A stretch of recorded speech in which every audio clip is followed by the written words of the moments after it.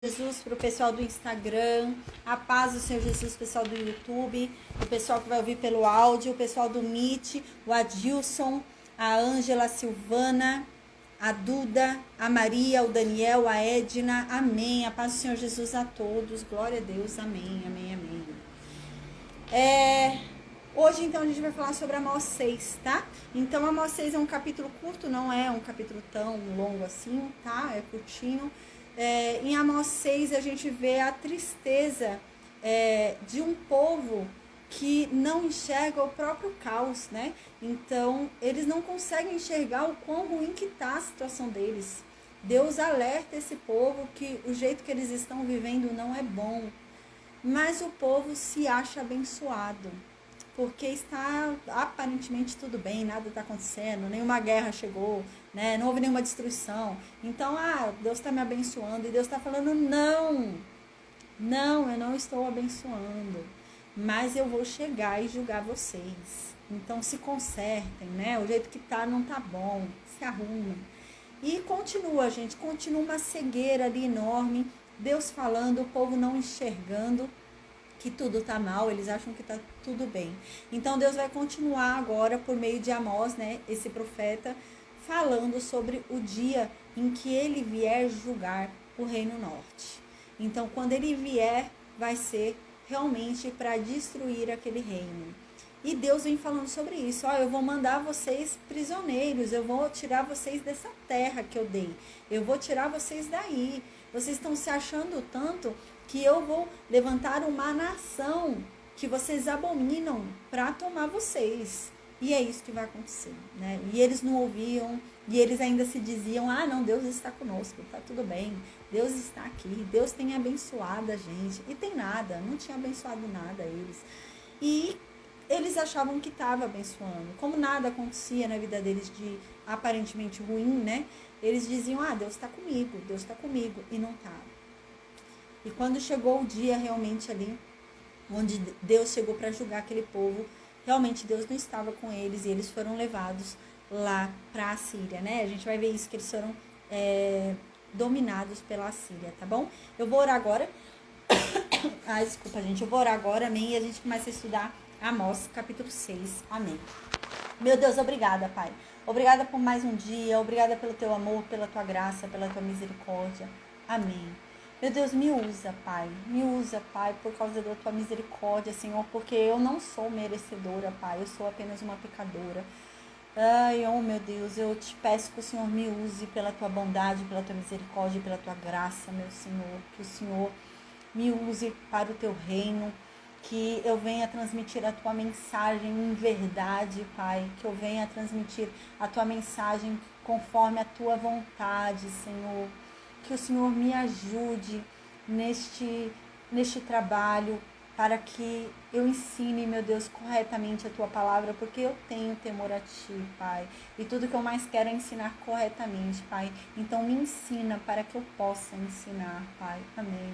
Meu Deus, que o Senhor continue, Pai, me abençoando com esse dom maravilhoso que o Senhor derramou sobre mim, porque tudo que há em mim de bom não vem de mim, vem de ti. Se há alguma sabedoria em mim, não vem de mim, mas vem de ti. E eu te agradeço por isso, Pai. Amém. Meu Deus, que o Senhor, Pai, nos direcione nessa aula, que o Senhor nos direcione em nossas vidas, que o Senhor, Pai, em nome de Jesus, se apresente a cada um de nós de uma forma muito clara, de uma forma muito simples, que venhamos a ter uma compreensão total da tua lei, uma compreensão total, Pai, dos teus preceitos, dos teus mandamentos, da tua vontade, Senhor. Que o Senhor venha, meu Deus, com todo amor, com todo carinho que o Senhor tem por nós e nos conduza pela mão, Pai, pacientemente, Pai. Estica a tua longanimidade, meu Deus. Estica a tua paciência para conosco, assim como uma vez disseram no Antigo Testamento. Estica, Pai, para conosco a tua paciência e nos conduza, Pai, pela mão. Porque se o Senhor nos conduzir, Pai, nessa jornada, nós não temeremos, Pai, o caminho. Nós não teremos medo algum, ainda que andemos pelo deserto, ainda que o Senhor nos conduza pelo vale da sombra da morte. Mal nenhum temeremos, porque o Senhor está conosco, Pai. E obrigada, Senhor, por ser o nosso escudo, por ser o nosso socorro, por nos fortalecer em nossa fraqueza. Obrigada, Senhor. Tudo vem de Ti, tudo é para Ti, Senhor. Nós dedicamos as nossas vidas a Ti, oferecemos a nossa vida a Ti, Pai, como a Tua palavra diz. Tudo de mais precioso que nós temos a oferecer, nós oferecemos a Ti, que é a nossa vida, que é a nossa alma, Pai. Amém. Nós queremos contemplar a Tua face, nós queremos ter parte contigo, Senhor. Amém. Pai, perdoai os nossos pecados, perdoai as nossas ofensas, as nossas transgressões, porque nós somos apenas pecadores, nós pecamos ao dizer algo que não deveríamos ter dito, Pai. Nós pecamos quando pensamos algo que não deveríamos ter pensado. E, meu Deus, nós reconhecemos a nossa condição de pó, nós reconhecemos a nossa condição, Pai, e por isso nós suplicamos que o Senhor nos perdoe, porque a Tua palavra diz que o Senhor é um Deus que perdoa. O Senhor um dia disse isso, que o Senhor perdoa a transgressão, a iniquidade e o pecado daqueles que clamam a Ti verdadeiramente arrependidos. Então, meu Deus, nos ensina, Pai, nos ensina os Teus caminhos, a Tua verdade, os Teus preceitos. Nos ensina, Pai, nos ilumina o caminho com a Sua luz, para que venhamos sempre a focar nela. Nos ensina a obediência, Senhor. Amém. Que o Senhor nos livre de todo mal, que o Senhor nos revista com a Sua armadura, nos proteja de todo ataque do maligno, Pai. Amém. Que o Seu Espírito Santo e o Seu exército seja conosco, Pai, na batalha que nós não vemos, Pai. Em nome de Jesus, Senhor. Amém. Que o Senhor continue, Pai, em nome de Jesus, nos dando o alimento de cada dia, nos dando tudo aquilo que é necessário, Pai. Em nome de Jesus, que os céus desçam à terra, que a Tua vontade seja feita como já é feita nos céus. Em nome de Jesus. Amém.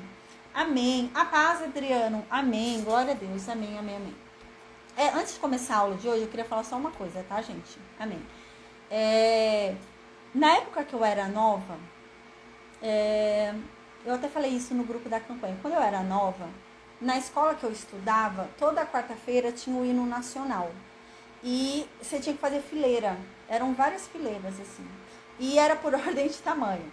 Então, você fazia essa fileira e você tinha que pôr a mão no peito, ficar em pé, numa posição certa. Você não podia ficar descansando a perna, entende? Você tinha que ficar reta, com a mão no peito. Eles erguiam ali a bandeira e a gente tinha que cantar o hino nacional.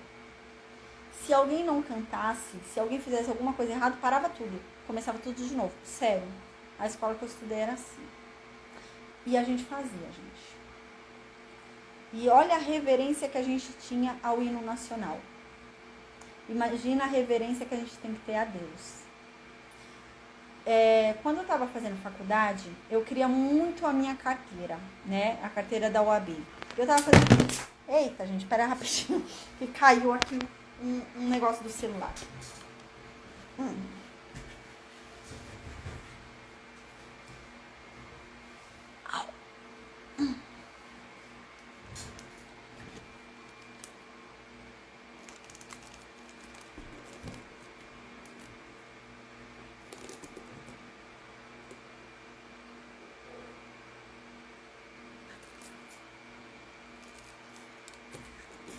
Meu negócio de segurar o celular aqui quebrou. Agora eu tô com um provisório. Esse daqui tá meia boca. Mas depois eu vejo isso. Amém. Eu acho que deu certo. Amém. Então, gente, o que acontece? Quando eu tava fazendo ali faculdade, eu queria muito a minha carteira da OAB, né? E é muito difícil você passar nessa prova. Então, o que eu fazia? Eu abdicava de várias coisas para conseguir esse meu sonho. Então, minha família ia viajar, era Páscoa, eles iam viajar para a praia, gente, eu ficava em casa estudando.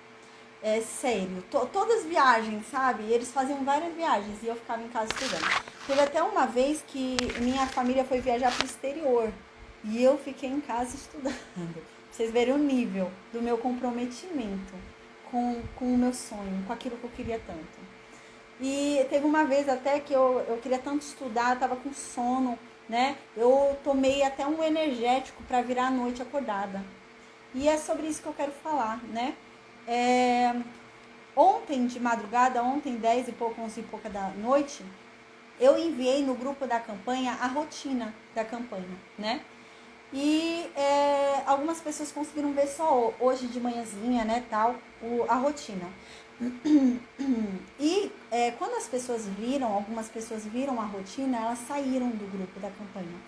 Foram umas 3 pessoas, elas viram a rotina e saíram. E provavelmente acharam a rotina muito pesada, né? E é sobre isso que eu quero falar. Gente, a Bíblia diz que a mesma disposição que a gente tem para o mundo, a gente tem que ter para Deus, para as coisas de Deus. Então eu pergunto, se fosse para você fazer essa campanha, para você alcançar o maior sonho da tua vida, você faria? Eu tenho certeza que todo mundo faria. Se Deus me falasse hoje, ó, se você fizer essa campanha, eu te dou um filho. Eu falo, oh, uau, eu faço o que o Senhor quiser. Se Deus me falasse coisas ainda mais difíceis, eu faria. E eu tenho certeza que vocês também. Aquilo que vocês mais desejam na vida de vocês. Se Deus falasse para vocês fazerem essa campanha, né? E Ele daria isso, vocês fariam. Ou então, se Ele falasse ainda para vocês fazerem algo ainda mais difícil, vocês fariam. Como disse lá para Naamã, né, os servos de Naamã. E é sobre isso que eu queria falar, sabe? Eu fiquei muito triste com relação a isso, né? Eu fiquei muito preocupada também. Porque assim, eu alertei tanto vocês, eu falei tanto com vocês sobre isso. Quando eu anunciei sobre a campanha, eu falei, vocês estão fazendo um compromisso? Não é comigo. O compromisso é com Deus. A partir do momento que eu envio uma proposta de uma campanha, onde eu digo que eu vou fazer a rotina dessa campanha e vocês vão seguir comigo a rotina que eu enviar, vocês estão aceitando ficar debaixo da minha autoridade.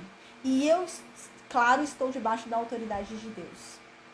É isso que está acontecendo. E no mundo espiritual há um movimento. Há um movimento muito sério no mundo espiritual quando a gente se compromete dessa forma. Por isso que eu falei tanto. Antes de começar essa campanha, eu falei, gente, cuidado. Quem for fazer, tenha certeza que você vai fazer. Você não sabe o que vai ser. E realmente era uma surpresa, porque eu ia enviar a rotina conforme Deus colocou no meu coração. E gente, a rotina é pesada. É pesada mesmo. E é para ser pesada. O pessoal até me ligou e falou, nossa, mas esse ano você pegou pesado. Que rotina pesada é essa? Sim, e é para ser pesada. Tá bem pesada a rotina esse ano mesmo. Mas porque esse ano a gente está fazendo, gente, nossa campanha junto com o carnaval. É um outro momento espiritual. Não dá para ser uma campanha igual do ano passado. Tem que ser uma campanha forte. Então, realmente, o que todas as abstinências que estão lá são abstinências que custam. Custa muito. Custa muito. E a proposta é essa. A proposta é eu me anular para verdadeiramente mergulhar em Deus. A campanha é para isso. Qual que é o nome da campanha? Campanha de fortalecimento espiritual. Gente, onde que eu vou encontrar fortalecimento espiritual? Em Deus. Como que eu vou me encher de Deus se eu não me esvaziar de mim? Deus não enche o que já está cheio. Para Deus me encher, eu preciso me esvaziar. Se você chegar aqui, se eu chegar aqui para vocês com esse copo cheio aqui cheio de água, você vai conseguir pôr mais água dentro do copo? Não vai. Ele já está cheio. Deus só enche aquilo que está vazio. Como que Deus vai encher algo que já está cheio? Não vai. Então, realmente, eu preciso me esvaziar de mim. Eu preciso renunciar aos meus prazeres. E a campanha esse ano está pesada. E está pesada mesmo. E é para ser pesada mesmo. Porque a gente está lidando espiritualmente com coisas, gente, fortes. Tem gente que fica subestimando Satanás. Não subestime Satanás. No livro de Jó, Satanás fez fogo descer do céu. A Bíblia diz que Satanás consegue se fingir de anjo de luz, gente. Ele chega e você não sabe o que é ele. Você acha que é um anjo de luz. É Satanás. Não subestime Satanás. E tem gente que subestima Satanás. Agora, no carnaval, hoje vai começar o desfile das escolas de samba. Tem vários enredos de escolas de samba em homenagens a orixás. Eles vão estar enchendo uma avenida inteira.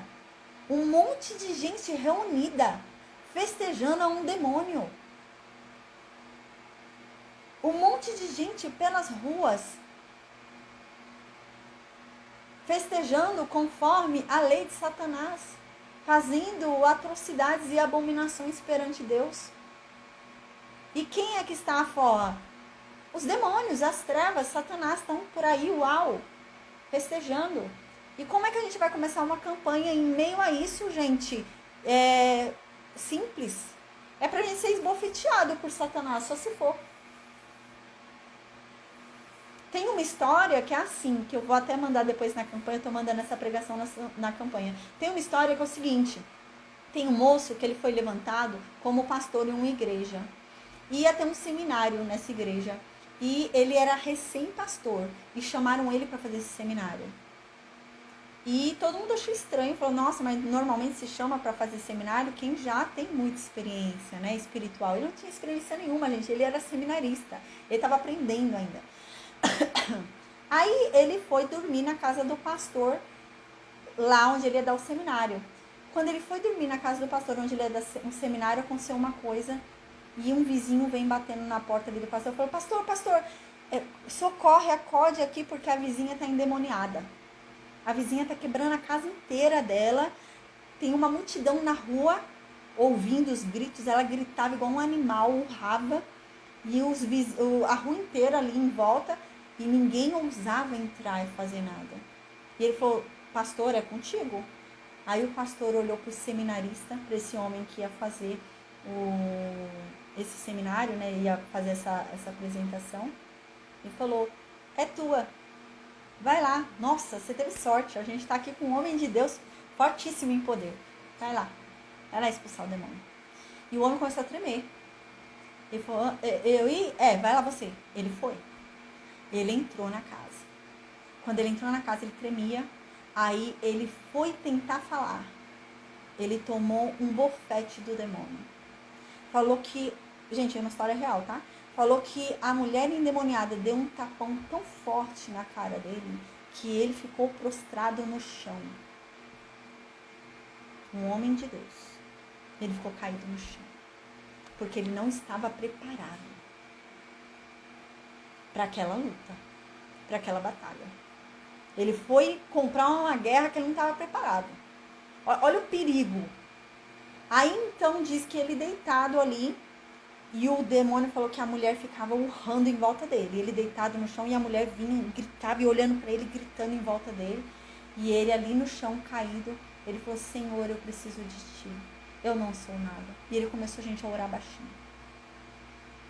E suplicar por Deus. Ele, Deus, eu preciso de ti. Eu não sou nada. Só o Senhor pode. E começou a orar. Aí, enquanto ele orava ali baixinho, a mulher foi e caiu no chão. Então, quando a mulher caiu no chão, ele levantou. Porque até o pregador diz isso nesse vídeo da campanha que eu estou mandando para vocês. A gente tem que se humilhar, né? Ele levantou nessa hora e o demônio caiu. Porque a gente tem que se humilhar diante de Deus. Mas diante dos demônios a gente tem que ter autoridade. Tem que ter poder. Mas como é que a gente tem isso? Nos achegando mais a Deus. Não existe outra fórmula, gente. Sabe? E é sobre isso que eu queria falar hoje.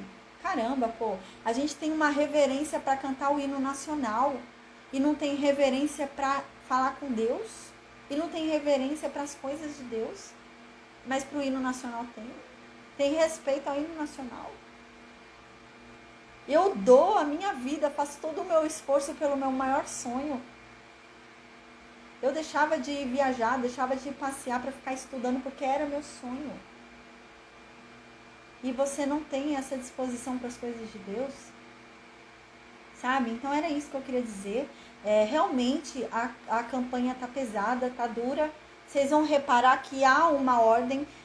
O começo da campanha é sobre rendição. O propósito que eu vou fazer todos os primeiros dias da campanha vai ser sobre rendição, sobre a gente entender que a gente não é nada, sobre entender a nossa condição de miserabilidade, sobre a gente entender que a gente precisa de Deus, que a gente precisa de Cristo, sobre exaltar o nome de Deus. Gente, essa campanha não é para afagar, não. Não é para dizer, meu filho, tudo vai ficar bem, aqueles louvores, viva, vai acontecer, vai chegar. Não, é para dizer, você tem que mudar. Você tem que diminuir, você tem que esvaziar, você tem que renunciar.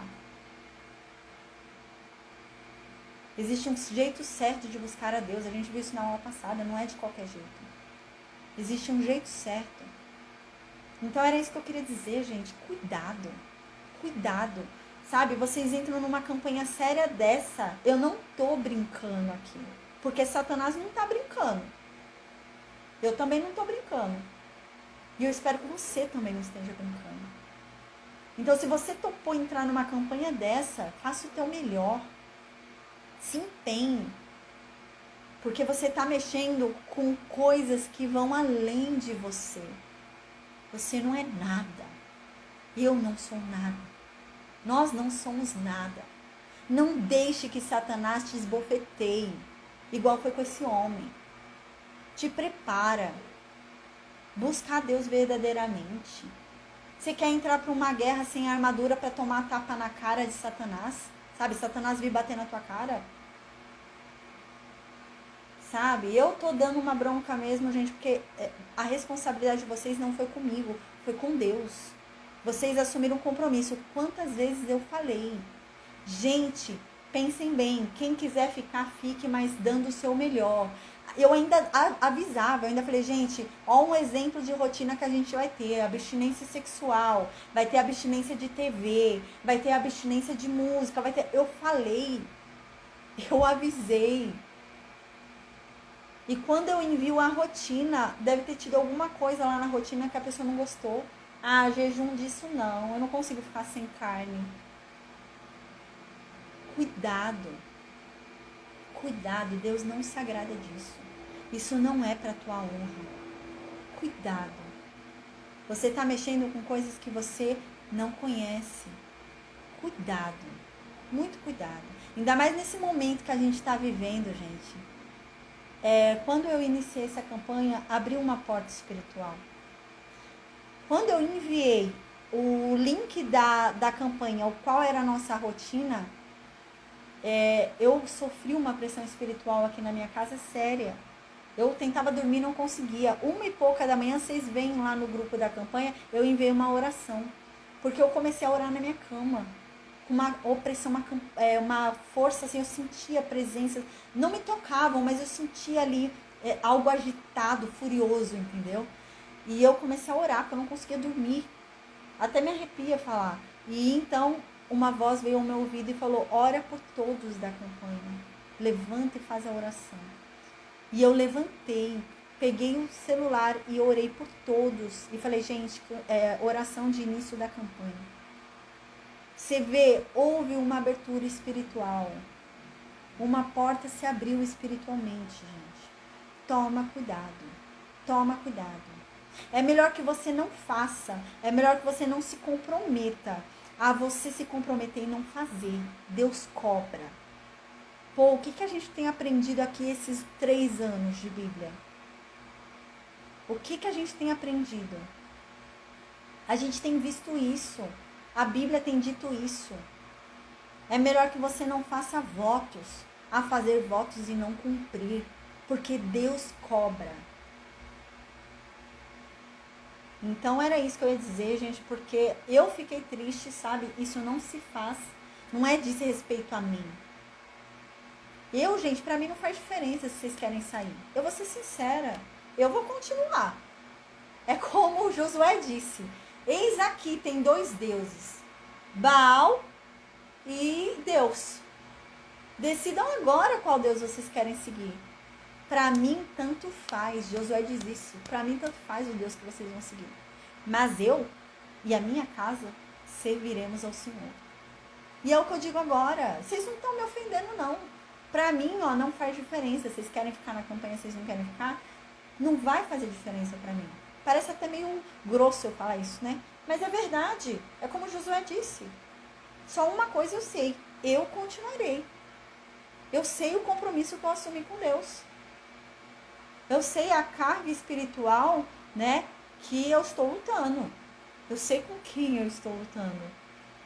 E é por isso que eu tenho orado, tenho buscado me fortalecer.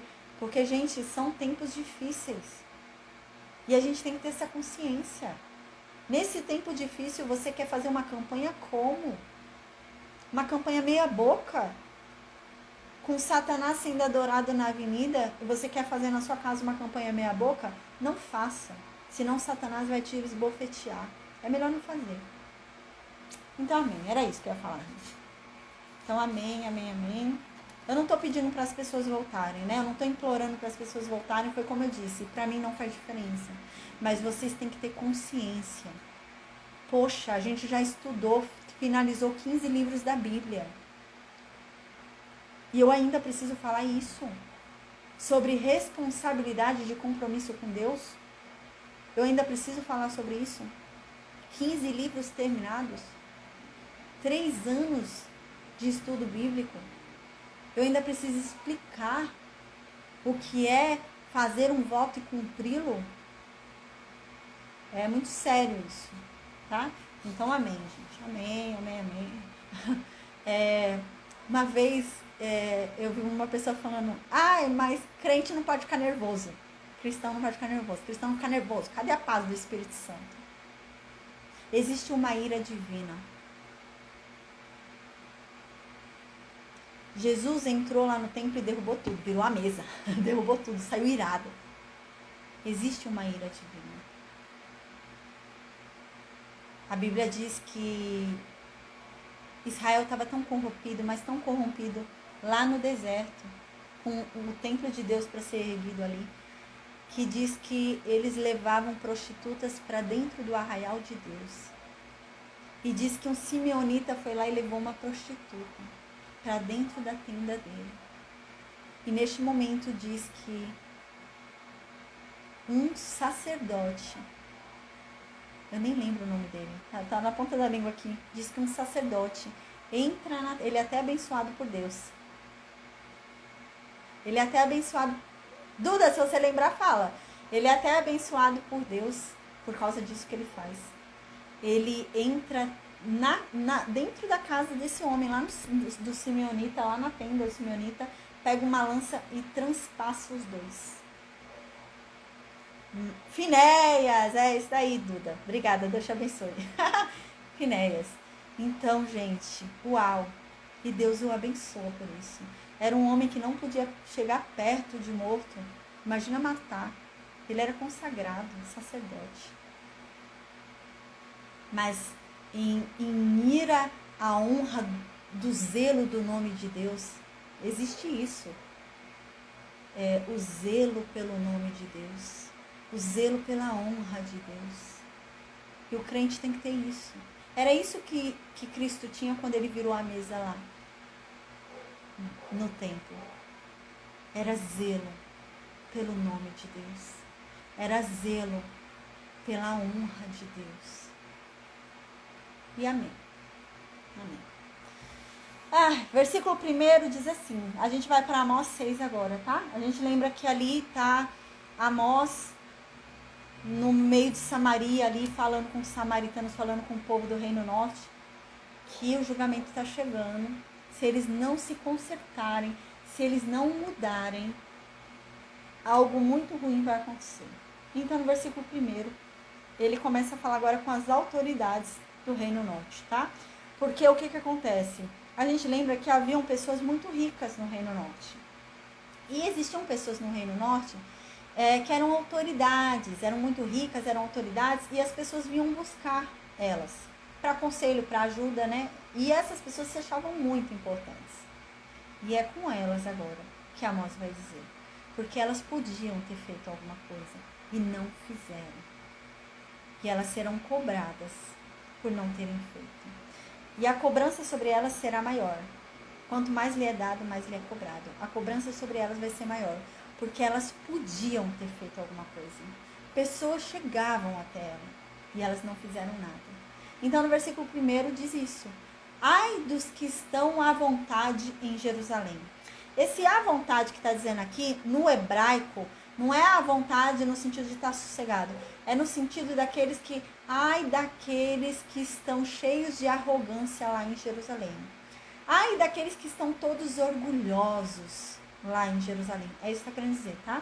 E aqui diz, ai dos que se sentem seguros no monte de Samaria. É no mesmo sentido. Ai daqueles que são orgulhosos o bastante para achar que estão seguros lá, que nada vai acontecer a eles lá em Samaria. Deus está falando aqui com os dois reinos.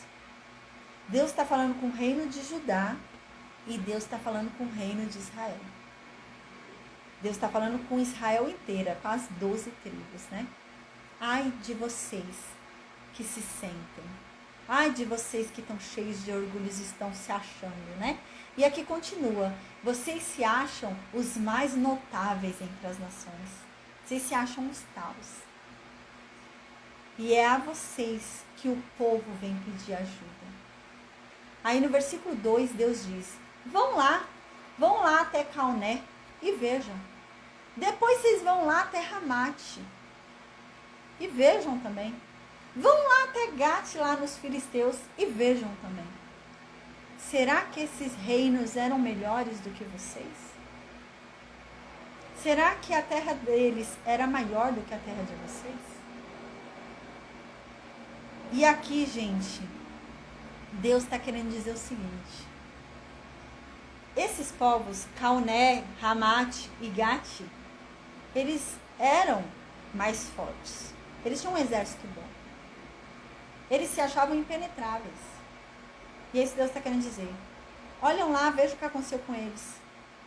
Foram tomados. A Síria tomou eles. As muralhas deles não foram o suficiente para segurar a invasão. E vocês se acham melhores do que eles? Vocês acham que essa muralha aqui do Reino Norte, essa muralha aí de Jerusalém, vai segurar? Vocês não são melhores do que eles. Assim como eles foram destruídos, vocês também podem ser. Vocês não são melhores do que eles, não. Uau, gente, imagina isso para o povo de Israel ouvir. O povo de Israel ouvir que ele não é melhor do que o filisteu. Era algo muito sério. Era um xingamento, né? E é isso que Deus está dizendo aqui. Vocês chegaram num nível que vocês não são melhores do que eles. Porque vocês acham que merecem um fim diferente do deles. Então, no versículo 3, Deus continua dizendo: vocês que pensam estar longe do dia mal, e fazem se aproximar o trono da violência, né? O que acontece? Israel inteira, tanto Jerusalém quanto lá o Reino Norte, eles acreditavam no dia do juízo. Eles acreditavam que haveria um dia onde Deus viria e julgaria todos os povos. Eles acreditavam nisso. Só que eles acreditavam que o dia do juízo era somente para quem não era o povo de Deus. Eles achavam que, o quê? Como nós fomos escolhidos, como nós somos o povo de Deus, Deus não vai nos julgar. Porque nós já somos dele. Deus vai julgar quem não é dele. Deus vai julgar os outros povos. Mas o povo dele, não. Nós somos dele. Então eles achavam que o dia do juízo para eles nunca chegaria. Só para os outros povos, para eles não. Porque eles já são de Deus. Eles achavam isso.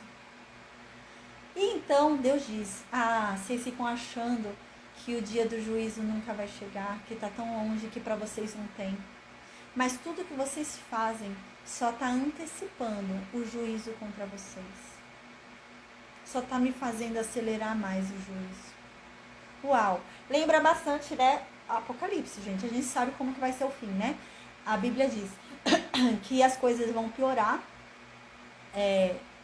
as pessoas vão esfriar, né? Pai matando filho, filho matando pai, não vai ter mais amor, né? O pecado vai ser comum, vai ser normal, as coisas vão estar bem, né, escancaradas.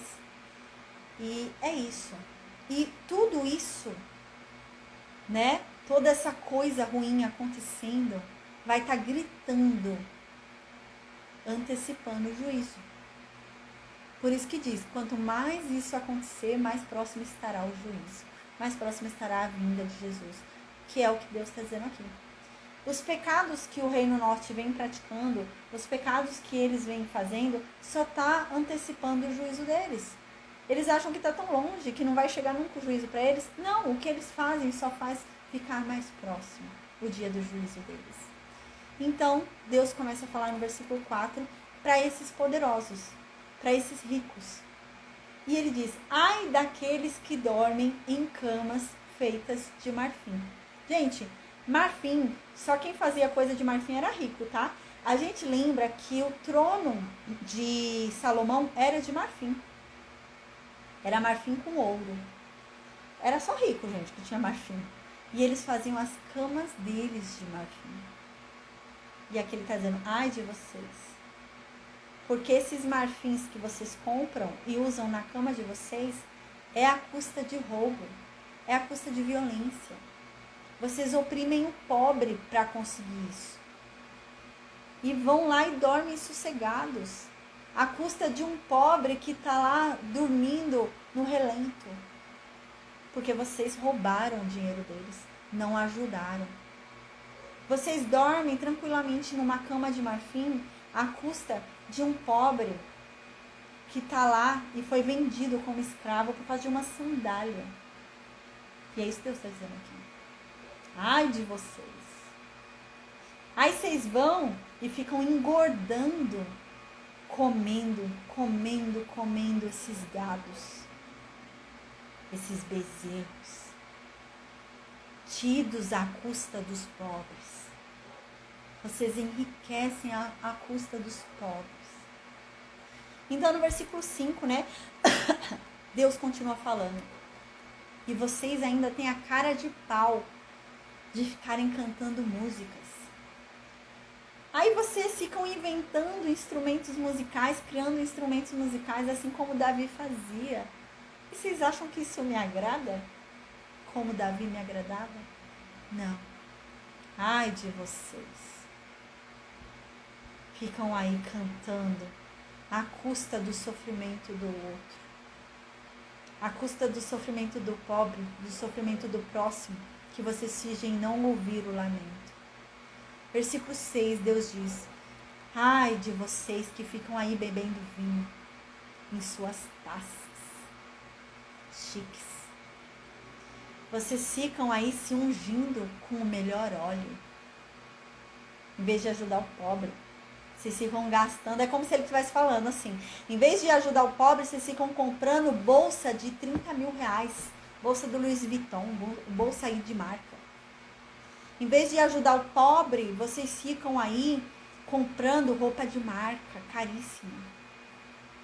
Ai de vocês. Os pobres aí clamando, pedindo ajuda e vocês gastando dinheiro dessa forma. Ai de vocês.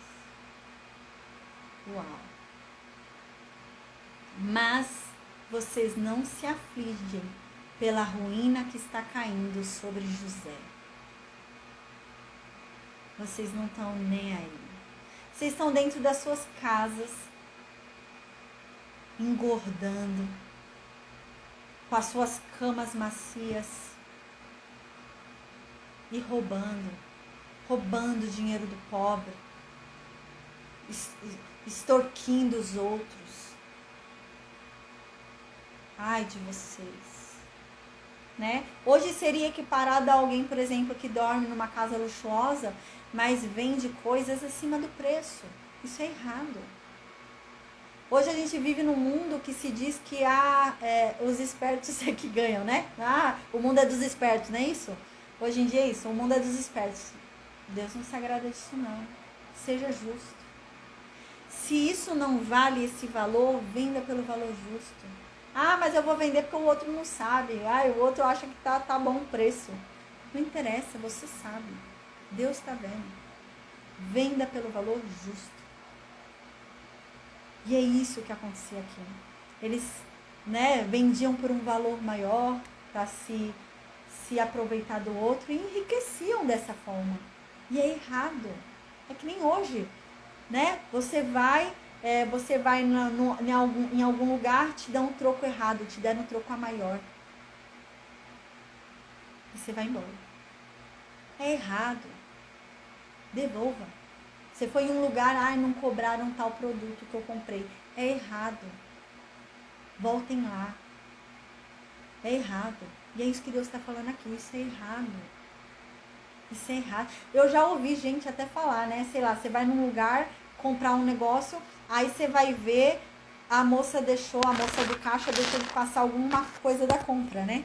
E você fala, nossa, Deus me abençoou. Não, Deus não te abençoou, não. É Satanás te tentando. Não é certo. Vá lá e fale, olha, moça, você não passou tal coisa. Isso não é certo. E é isso que Deus estava falando com esse povo. Vocês têm enriquecido, vocês têm colocado comida na sua geladeira, né? Hoje, né? À custa dos outros. à custa de coisa errada. E eu tô vendo. Então no versículo 7, Deus diz: por causa disso, vocês vão ser os primeiros a serem castigados. Por causa disso. Vocês vão ser os primeiros a serem levados prisioneiros. Vocês que são ricos. E então assim, essas festas de vocês aí vão acabar. Essa vida aí desenfreada de vocês que só quer fazer festa, à custa de injustiça, vai acabar. No versículo 8. Aqui Deus não está condenando eles por serem ricos. Não é pecado ser rico. Não tem problema você ser rico. O problema é você enriquecer à custa do outro. O problema é você, falar que você é de Deus e você ter condições de ajudar o pobre e não ajudar. Esse é o problema.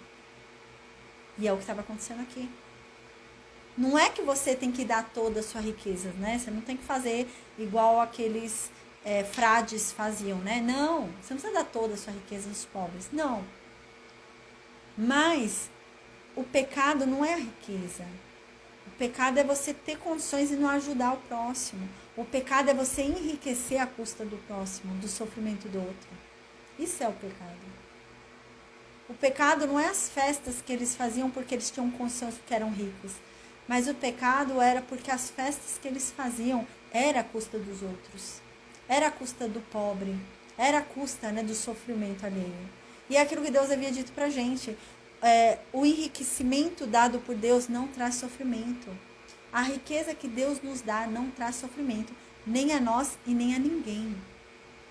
Ainda que eu esteja feliz, se a riqueza que eu tenho está trazendo sofrimento a alguém, não é de Deus. Porque a riqueza de Deus não traz sofrimento a ninguém. E então no versículo 8, Deus continua: eu jurei por mim mesmo. Eu que sou o Deus dos exércitos. Eu não sou só o Deus da aliança. Eu não sou só o Deus que cura. Eu também sou o Deus de batalha. Quando é preciso descer para a batalha e para a guerra, eu vou. Quando é preciso ir lá para a batalha e matar o inimigo, eu mato. Quando é preciso machucar, eu machuco. É isso que Deus está dizendo. Eu sou o Deus dos exércitos também, aquele que também castiga. E aqui ele diz: eu odeio, Eu abomino, Abomino a gente lembra que é odeio, Algumas bíblias ficam como aborreço, Mas aborreço significa odeio, Eu odeio a soberba de Jacó. Eu odeio o orgulho de vocês. Eu odeio como vocês se orgulham. Eu odeio a riqueza de vocês. Eu odeio os palácios que vocês construíram. E por isso, eu vou entregar tudo que tem aí. E ele vai mesmo entregar para a Assíria. E é isso que ele está dizendo. Eu odeio tudo isso aí. E é por isso que eu vou entregar tudo isso aí para outra pessoa. Que eu odeio. E no versículo 9, Deus diz: e ocorrerá que se 10 homens ficarem vivos em uma casa, esses 10 vão morrer. Lembra que na aula passada Deus havia falado que ele estava tão irado, mas tão irado com o povo de Israel, que ele falou: de 100 homens eu vou deixar 10 vivos, lembra? Ele falou: de 1000 homens eu vou deixar 100. De 1000 pessoas eu deixo 100 vivas. De 100 pessoas eu deixo 10. Estou tão irado com vocês que vai ser assim. Agora ele está dizendo que nem os 10, gente. Tá vendo? A ira de Deus está se inflando, Ele está aumentando a ira dele aqui, Ele fala: não, agora nem os 10 eu não quero mais vivo. Eu vou matar até os 10. De tão irado que eu estou por causa dos pecados de vocês. No versículo 10, então, continua: e quando alguém chegar para tirar da casa o corpo do seu parente para queimar, e aí perguntar se tem mais alguém lá vivo lá dentro, E ele vai perguntar: tem mais gente aí? O outro lá de dentro vai responder: não, não tem não. Então, o primeiro que foi perguntar se tinha mais gente lá dentro, eu já vou explicar. Vai falar assim: cala a boca, Não devemos falar o nome de Deus. O que está acontecendo aqui? Aqui tem a seguinte situação: 10 pessoas dentro da casa vão morrer. E chega aquele que era contratado para retirar os corpos. Pelo jeito, tinha alguém que era contratado para isso. Porque lembra, aquele que tocasse num corpo ficaria impuro por tantos dias, né? E depois tinha que fazer o ritual de purificação. E pelo jeito existiam pessoas que trabalhavam já para isso, para nenhum parente ficar impuro, então vinha alguém lá e limpava, né, a casa, porque a casa também ficava impura, lembra? Quando morria alguém dentro da casa, a casa ficava impura. Quem entrasse dentro da casa ficava impuro, porque morreu alguém lá dentro. Então existiam pessoas específicas para esse tipo de trabalho, né? Então, o parente às vezes ficava lá fora, ele não queria entrar na casa, porque se ele entrasse na casa onde tinha um morto, ele ficaria impuro. Então, para ele não ficar impuro, ele contratava essa pessoa entrava na casa, pegava o parente dele, tocava no parente dele, ele não tocava, então ele não ficava impuro, e ele sepultava sem ter tocado no morto e sem ficar impuro, né? E isso acontecia. Aí o que aconteceu aqui? Tem 10 mortos. Tem 10 pessoas dentro da casa, essas 10 pessoas estão mortos e pelo jeito parece que um ainda estava ali ainda vivo, né? Não tinha morrido ainda, ele estava no último fôlego. E lá de fora, esse homem que vai entrar para pegar os corpos, grita e fala, tem mais gente aí? Tem alguém vivo? É isso que ele está perguntando, se tem alguém lá que está vivo, para ele entrar na casa. Então, ele diz que Deus está dizendo aqui, se houver ainda um que ficou vivo, se Deus desses 10 deixou um vivo ainda, por misericórdia, deixou alguém vivo, ainda a pessoa está no último suspiro dela, desses 10, né? Ele vai dizer, não tem mais ninguém vivo. E o que o outro fala? Quando ele começa a falar, não tem não, ele ia continuar falando. E o outro já interrompe ele, fala, cala a boca, não continua falando mais nada não. Senão você vai falar o nome de Deus, Deus vai se irar com a gente, vai matar todo mundo. Então cala a boca. Por quê? Porque, gente, imagina a situação. A pessoa viu que todo mundo morreu. A pessoa está na casa, 9 pessoas morreram na casa que ela está. E ela ficou, só ela viva. Chega uma pessoa ali na porta e fala, tem mais alguém vivo? Não tem não. Qual é a tendência? A pessoa agradecer a Deus. Você fala, não, graças a Deus eu tô vivo. Não, eu tô aqui. Né? Ela ia falar o nome de Deus. Não, Deus matou. Ele ia falar alguma coisa sobre Deus ali. E antes dele falar algo sobre Deus, o lá de fora vai falar para ele calar a boca e não falar nada. Porque se ele ousar falar, pronunciar o nome de Deus, Deus vai ficar tão irado que não vai matar só ele que está lá dentro, mas vai matar todo mundo, o arraial inteiro, né? É isso que está dizendo, tá? Então, no versículo 11, continua. Pois o Senhor vai dar uma ordem e todas as casas grandes e as pequenas vão ser destruídas, tá? Foi o que eu disse. Deus vai dar uma ordem ali quando ouvir aquele que ficou vivo, que está vivo. Deus vai mudar de ideia e vai matar todo mundo, não só aquele que ficou vivo. Então, no versículo 12, continua e diz assim... Porventura, correrão cavalos sobre rocha? Lavrar-se-á nela com bois? Mas vós haveis tornado o juízo em fel e o fruto da justiça em alosna, né? O que ele está falando aqui? Por acaso, gente, tem lógica a gente pegar um cavalo para correr? Imagina aí hoje que a gente tem aquelas corridas de cavalo, né? A gente não tem aquelas corridas de cavalo hoje? Imagina a cena de uma corrida de cavalo, pra gente apostar em cavalo, num lugar, gente, que seja uma rocha. O que acontece? Ela é toda, ela não é certa, né? Ela é toda torta. Uma rocha, ela não tem um lugar certo, vai indo toda torta ali, vai descendo. Não vai ter corrida, não tem lógica, né? É inútil. Como que os cavalos vão correr ali? Não vão. É inútil isso. E como é que os bois vão lavrar numa rocha? A gente já falou sobre isso, o que é lavrar. O que acontece? Nessa época, para lavrar, né, que eles falam que é o jugo, né? Lembra até? A gente vai falar mais pra frente sobre o jugo desigual. Eles faziam o quê? Eles colocavam o boi, né? 2 bois, era um boi aqui, outro boi aqui, do mesmo tamanho, mais ou menos a mesma idade, para ter o mesmo ritmo de caminhada. E no meio dos bois, ele colocava o equipamento e o agulhão ali, o aguilhão ali, que Paulo fala mais pra frente, né? Então eles colocavam, e esses bois iam andando ali na terra, com aquela agulha enfincando na terra e deixando aquele buraco pela terra, né? Então aquele buraco ficava pela terra para quê? Para depois as pessoas virem jogando as sementes ali, fechar o buraco, e assim foi feito, né? Assim era. Agora, como que você vai pegar um monte de boi e vai fazer ele passar pela rocha?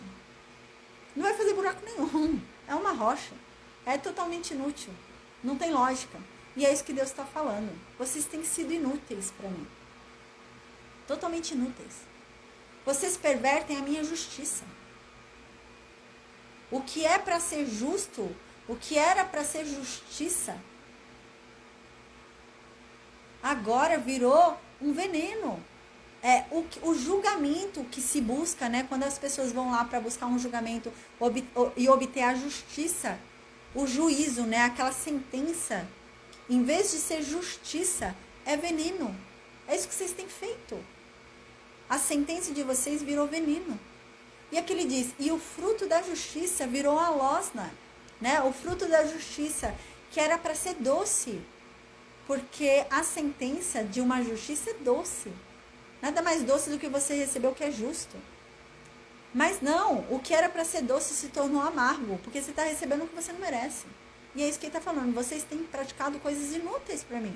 Que utilidade vocês estão tendo para mim, para eu continuar deixando vocês aí vivos? Nenhuma.